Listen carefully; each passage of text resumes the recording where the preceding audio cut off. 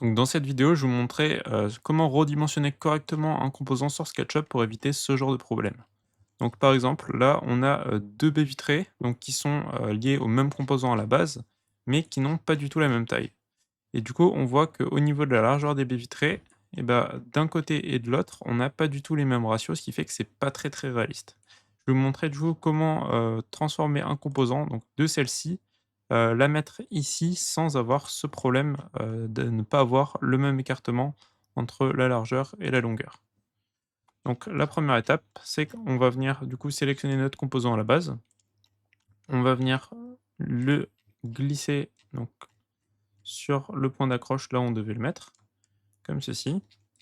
Après, on va faire un clic gauche et on va faire rendre unique, parce que du coup sinon ça va modifier aussi ce composant-là en question. Et ensuite, là on va pouvoir rentrer dans notre composant. Habituellement, on aurait du coup modifié l'échelle.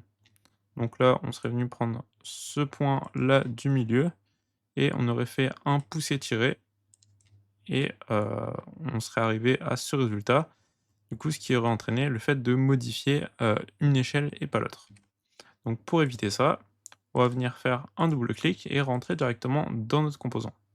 Une fois qu'on est dans notre composant, on va venir avec notre clic gauche, sélectionner uniquement cette partie-là et venir créer un décalage. Donc on va sélectionner seulement un côté pour pouvoir en fait décaler notre composant.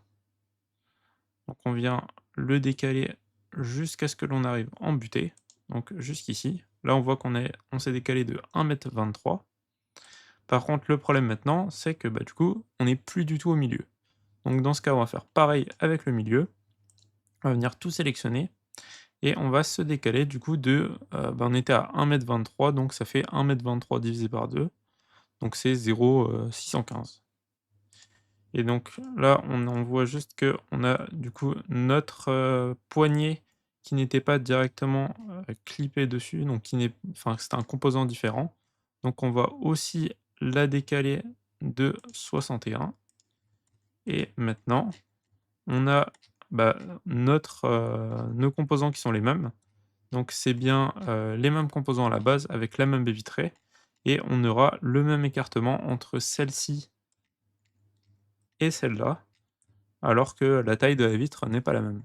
Donc j'espère que ce petit tuto vous aura plu. Si vous voulez apprendre plus de choses sur SketchUp, n'hésitez pas à vous abonner et on se retrouve dans d'autres vidéos.